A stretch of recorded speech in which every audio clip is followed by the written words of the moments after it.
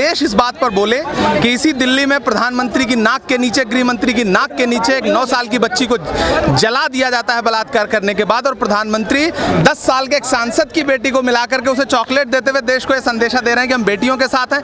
आप सिर्फ सांसद की बेटियों के साथ क्यों हैं? आप दलितों की बेटियों के साथ क्यों नहीं? आप अल्पसंख्यकों के साथ क्यों नहीं? आप पिछड़ों के साथ क्यों नहीं है? प्रधानमंत्री को जवाब देना चाहिए।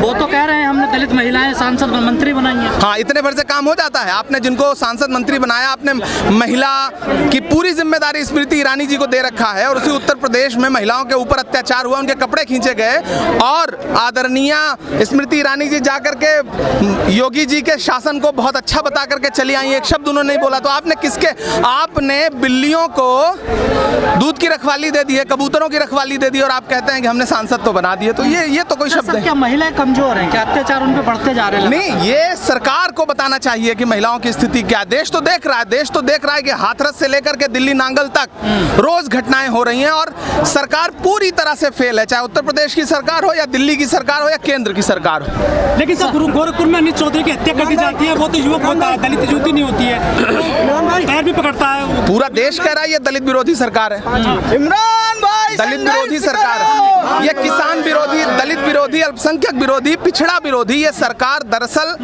अवाम की विरोधी सरकार है। सर, क्या दलित की बेटी बेटी नहीं है क्या इस देश में?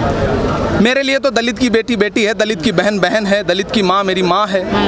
प्रधानमंत्री जी से पूछिए कि उनके लिए दलित की बेटी बेटी है या नहीं है। सर, जंतर मंतर पर नारे लगाए गए थे 2-3 दिन पहले, किस तरह से देखते हो उस भड़काऊ नारों को? वो भाजपा का प्रायोजित कार्यक्रम है। एक दिन के अंदर भड़काऊ नारे लगाने वालों को जेल होती है।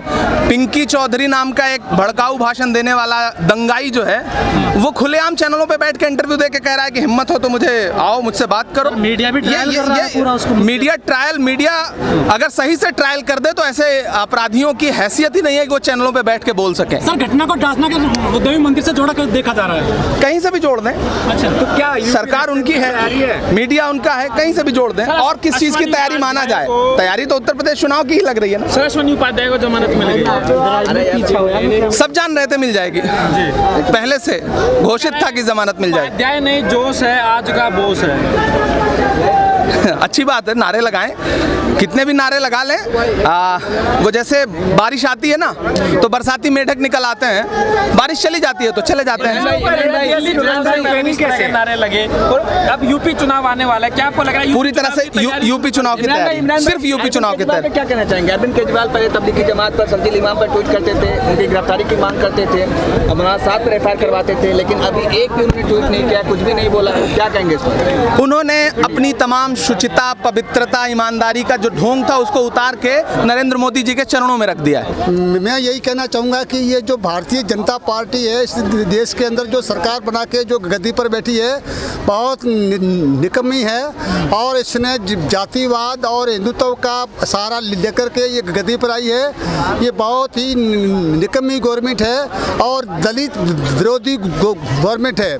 अब दलितों के तो ऊपर अत्याचार हो ही रहे हैं, लेकिन हमारे बाड़मेर जिले की गिरा पंचायत में दलितों के शमशान घाट को भी पीटा गया, और मतलब एक शमशान घाट में जो मरी हुई आत्माएं हैं उनको पीटा जा रहा है। तो आप समझ लो जीवित लोगों के साथ में क्या होगा। अगर शमशान घाट को कब्जे में कर लिया, शमशान को जूते मारना, शमशान घाट के ऊपर जो समाधियां हैं उनको जूते मारना, उनको अपवित्र करना। कांग्रेस की सरकार है राजस्थान में, नहीं, वो कार्यकर्ता जो मारने वाले हैं, ये अपवित्र करने वाले, वो भारतीय जनता पार्टी के मूल। तो कार्रवाई नहीं कर रहे क्या? बिल्कुल कार्रवाई उसकी हम लोग कर रहे हैं, परंतु ये हमारा गिराव गांव है, बाड़मेर जिले के अंदर गिराव गांव है, उसके अंदर बहुत ये मामला हाईलाइट हो गया। अब जिंदे दलितों को मारा जा रहा है, तो उन जो मर्द आत्माओं ने क्या गुनाह किया, इसलिए पूरे देश में दलित विरोधी माहौल बनाया जा रहा है। कब से हो रहा है ऐसा अत्याचार? बिल्कुल कब्जा हो रहा है, अत्याचार हो रहा है। मारा, पीटा भी जा रहा है लोगों कितने को। दिनों से ये अभी 15-20 दिन पहले की बात है। ऐसा क्यों कर रहे हैं वो? अब वो कह रहे हैं कि दलित ऊपर उठ रहे हैं, इनको दबाओ, इनकी मानसिकता कमजोर करो। मरे हुओं को दबाओ। ये नहीं, मरे हुए को भी दबाओ, जिंदुओं को भी दबाओ, जैसा हो वैसे इनको दबा के रखो, ताकि ये मानसिक उत्पन्न हो। वो जो शमशान है वो सरकारी है गैर सरकारी है? वो सरकारी नहीं है, वो समाज का है, दलितों का है। सरकारी जमीन में है ना? सरकारी गवर्नमेंट की जमीन में। सरकारी जमीन क्यों कर रहे हैं फिर वो दलितों को अपमानित करना चाहते हैं, ऊपर नहीं उठना चाहते हैं। शिकायत करी पुलिस ने उनके खिलाफ? बिल्कुल शिकायत किया है, लेकिन उसकी कार्रवाई चालू है, उसके लिए धरना आज भी जारी है। और भारतीय जनता पार्टी को हम ये कहना चाहते हैं कि आप दलितों के साथ में इस प्रकार के अन्याय मत करो, नहीं तो हम आपको सबक सिखा देंगे 2023 में 24 में। Thank you.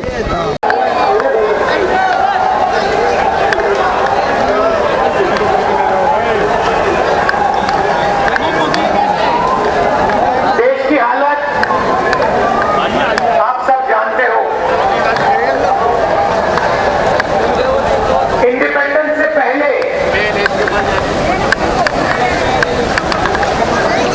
जो हमारे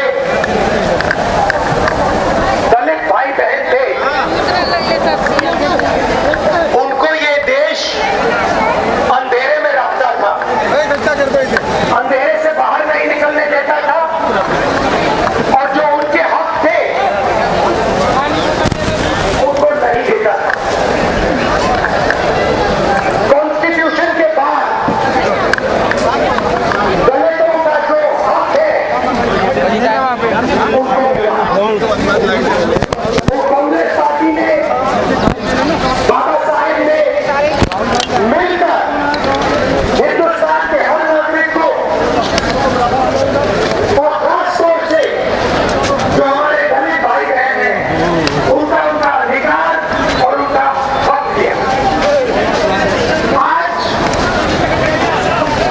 कॉन्स्टिट्यूशन में, संविधान पर नरेंद्र मोदी, आरएसएस और उनके 4-5 उद्योगपति मित्र कर रहे हैं। जहां भी आप देखिए कॉन्स्टिट्यूशन पर आक्रमण हो रहा है। पार्लियामेंट में हम किसानों की बात उठाएं, दलितों की बात उठाएं, पिछड़ों की बात उठाएं, महिलाओं की बात करें, पार्लियामेंट में हमें बात करने नहीं देते। कल राज्यसभा में पहली बार इतिहास में, पहली बार इस देश की हिस्ट्री में सांसदों को मारा गया, धकेला गया, पीटा गया। नरेंद्र मोदी किसानों पर अत्याचार करते हैं, जो उनका है उनसे छीनते हैं, और फिर किसानों को कहते हैं तुम देशद्रोही हो, तुम खालिस्तानी हो।